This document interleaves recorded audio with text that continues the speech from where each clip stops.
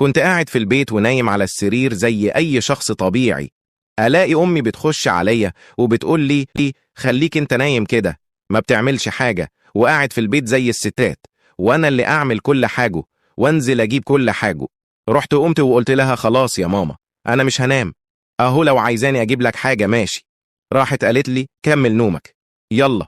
وبعد كده مشيت ورجعت أنام بعدها ب5 دقايق.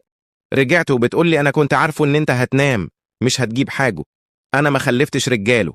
أنا اتعصبت قوي، قلت لها ما أنت اللي قلت لي أنام. قالت لي أنت بترفع صوتك على أمك، طب والله لا أجيب لك أبوك. وأبويا جاء وداني علقة محترمة خلاني مش عارف أنام على ظهري تاني ولا حتى على بطني.